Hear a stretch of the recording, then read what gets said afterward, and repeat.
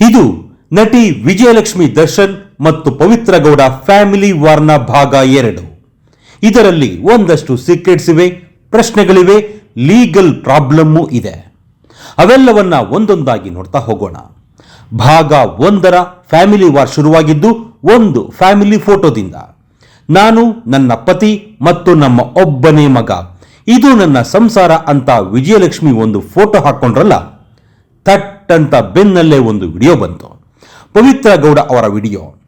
ನಾನು ಮತ್ತು ದರ್ಶನ್ ಅವರ ಸಂಬಂಧಕ್ಕೆ 10 ವರ್ಷ, ಇನ್ನು ಮುಂದೆಯೂ ಇರುತ್ತೆ ಅನ್ನೋ ಪೋಸ್ಟ್ ಅದು. ಅದರಲ್ಲಿ ದರ್ಶನ್ ಅವರ ಜೊತೆ ಕ್ಲೋಸ್ ಆಗಿದ್ದ ಫೋಟೋಗಳು ಇದ್ವು. ವಿಜಯಲಕ್ಷ್ಮಿ ಕೇರಳಿ ಕೆಂಡವಾಗಿ ಕಾನೂನು ಕ್ರಮ ತಗೊಳ್ತೀನಿ ಹುಷಾರ್ ಅಂತೆಲ್ಲ ಡೈರೆಕ್ಟ್ ವಾರ್ನಿಂಗ್ ಕೊಟ್ಟು ಆಯ್ತು. ಅದಾದ್ಮೇಲೆ ಪವಿತ್ರ ಗೌಡ ಒಂದು ಪೋಸ್ಟ್ ಹಾಕಿದ್ದಾರೆ. ಆ ಪೋಸ್ಟ್ ನೋಡಿದ ಮೇಲೆ ಎಲ್ಲ ಗೊತ್ತಿದ್ದೇ ವಿಜಯಲಕ್ಷ್ಮಿ ದರ್ಶನ್ ಸೈಲೆಂಟ್ ಆಗಿದ್ರಾ ಅನ್ನೋ ಪ್ರಶ್ನೆ ಹುಟ್ಟುತ್ತೆ. ಏನಂದ್ರೆ ಪವಿತ್ರ ಗೌಡ ಅವರ ಪೋಸ್ಟಿನಲ್ಲಿ ಒಂದಷ್ಟು ಕ್ಲಾರಿಫಿಕೇಶನ್ ಇದೆ. ಅದರಲ್ಲಿ ಪವಿತ್ರ ಗೌಡ ತಮ್ಮ ಮಗಳು ಖುಷಿಯನ್ನ ತಮ್ಮ ಡೈವೋರ್ಸಿ ಗಂಡ ಸಂಜಯ್ ಸಿಂಗ್ ಅವರ ಮಗಳು ಅಂತ ಹೇಳ್ತಾರೆ. ಇನ್ನೊಂದು ವಿಷಯ ಅಂದ್ರೆ ಮತ್ತೊಮ್ಮೆ ತಾನು ದರ್ಶನ್ ಅವರ ಜೊತೆ 10 ವರ್ಷಗಳಿಂದ ಹ್ಯಾಪಿಯಾಗಿದ್ದೇನೆ ಅನ್ನೋದು. ತಮ್ಮಿಬ್ಬರದ್ದು ಪವಿತ್ರ ಪ್ರೀತಿ ಅನ್ನೋ ಪವಿತ್ರ ಅವರ ಮಾತು. ನಮ್ಮಿಬ್ಬರ ಪ್ರೀತಿಯ ವಿಚಾರವಾಗಿ ವಿಜಯಲಕ್ಷ್ಮಿ ಅವರೇ ನನಗೆ ಹಲವಾರು ಬಾರಿ ಫೋನ್ ಮಾಡಿ ನನ್ನ ಬಳಿ ಮಾತನಾಡಿದ್ದಾರೆ. ವಿಜಯಲಕ್ಷ್ಮಿ ಅವರಿಗೆ ಯಾವುದೇ ರೀತಿಯ ತೊಂದರೆ ಇಲ್ಲ ಎಂದು ತಿಳಿಸಿರುತ್ತಾರೆ ಎಂದು ಬರೆದಿದ್ದಾರೆ ಪವಿತ್ರ. ಅದರ ಕೆಲವು ಸಾಕ್ಷಿಗಳು ಇವೆಯಂತೆ.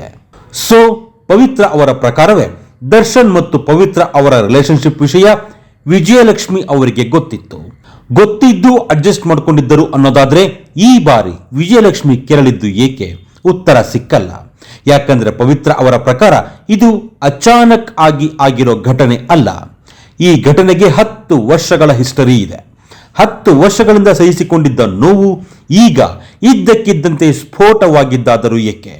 ಇಲ್ಲಿ ಒಂದು ತಪ್ಪು ಆಗಿದೆ. ವಿಜಯಲಕ್ಷ್ಮಿ ಅವರು ಪವಿತ್ರ ಗೌಡ ಅವರ ಮಗಳ ಬಗ್ಗೆ ಮಾತನಾಡಿರೋದು ಅದು ಲೀಗಲ್ ಆಗಿ ಪ್ರಾಬ್ಲಮ್ ಮಾಡೋ ವಿಷಯ. ಇನ್ನೊಬ್ಬರ ಪರ್ಸನಲ್ ಲೈಫಿನ ಒಳಗೆ ಇಣುಕಿ ನೋಡೋದು ಕ್ರೈಮ್. ಅದಕ್ಕೇನಾದ್ರೂ ಪವಿತ್ರ ಕಂಪ್ಲೇಂಟ್ ಕೊಟ್ರೆ ವಿಜಯಲಕ್ಷ್ಮಿಗೆ ಪ್ರಾಬ್ಲಮ್ ಆಗುತ್ತೆ. ಹಾಗಂತ ಪವಿತ್ರ ಗೌಡ ಅವರು ಸೇಫ್ ಅಲ್ಲ. ವಿಜಯಲಕ್ಷ್ಮಿ ಸಾಕ್ಷಿ ಸಮೇತ ಕಂಪ್ಲೇಂಟ್ ಕೊಟ್ರೆ ಅವರಿಗೂ ಪ್ರಾಬ್ಲಮ್ ಆಗುತ್ತೆ. ದರ್ಶನ್ ಅವರಿಗೆ ಮದುವೆಯಾಗಿದೆ, ಒಬ್ಬ ಮಗನೂ ಇದ್ದಾನೆ. ದರ್ಶನ್ ಮತ್ತು ವಿಜಯಲಕ್ಷ್ಮಿ ಅವರದ್ದು ಲವ್ ಮ್ಯಾರೇಜ್. ವಿಜಯಲಕ್ಷ್ಮಿ ಅವರ ಜೊತೆ ಮದುವೆಯಾದಾಗ ದರ್ಶನ್ ದೊಡ್ಡ ನಟರಾಗಿರಲಿಲ್ಲ, ಸ್ಟಾರ್ ಆಗಿರಲಿಲ್ಲ. ಇನ್ನು ಪವಿತ್ರ ಕೂಡ ಸಿನಿಮಾ ನಟಿಗೆ ಆಗಿದ್ದವರು. ದರ್ಶನ್ ಸ್ಟಾರ್ ಆದ ಮೇಲೆ ಪರಿಚಯ ಆದವರು. ಜಗ್ಗುದಾದ ಸಿನಿಮಾ ಬಂದಿತ್ತಲ್ಲ, ಆ ಸಿನಿಮಾದ ಆಡಿಷನ್ಗೆ ಬಂದಿದ್ದವರು ಆಮೇಲೆ ದರ್ಶನ್ ಬಳಗ ಸೇರ್ಕೊಂಡ್ರು ಅನ್ನೋ ಕಥೆಯೂ ಇದೆ. ಆದರೆ ಜಗ್ಗುದಾದ ಸಿನಿಮಾ ಬಂದಿದ್ದು 2016ರಲ್ಲಿ. 2015ರಲ್ಲಿ ಶೂಟಿಂಗ್ ಶುರು ಆದಾಗ ಪರಿಚಯ ಆದ್ರು ಅಂತ ಲೆಕ್ಕಕ್ಕೆ ತಗೊಂಡ್ರು 10 ವರ್ಷ ಆಗಲ್ಲ. ಒಟ್ಟಿನಲ್ಲಿ ದರ್ಶನ್ ಮನೆಯ ಸಂಸಾರದ ಸಂಘರ್ಷ ಬೀದಿಗೆ ಬಿದ್ದಿದ್ದಂತೂ ಆಗಿದೆ. ಅತ್ತ ಕಡೆ ಕಾಟೇರ ಸಕ್ಸಸ್ ಆಗಿ ಸೂಪರ್ ಡ್ಯೂಪರ್ ಹಿಟ್ ಆಗಿದೆ. ಇಲ್ಲಿ ನೋಡಿದ್ರೆ ಮನೆಯೊಳಗೆ ಇರಬೇಕಿದ್ದ ವಿಚಾರ ಬೀದಿಗೆ ಬಂದಿದೆ.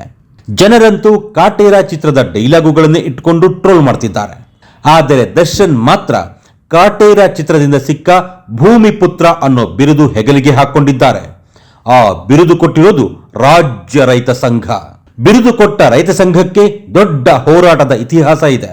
ದರ್ಶನ್ ಅವರಿಗೆ ದೊಡ್ಡ ಸೆಲೆಬ್ರಿಟಿ ಅನ್ನೋ ಹೆಸರಿದೆ. ಆದರೆ ಆಗಾಗ್ಗೆ ಇಂತಹ ಕಾಂಟ್ರವರ್ಸಿಗಳಿಂದನೇ ಸುದ್ದಿ ಆಗ್ತಿರ್ತಾರೆ.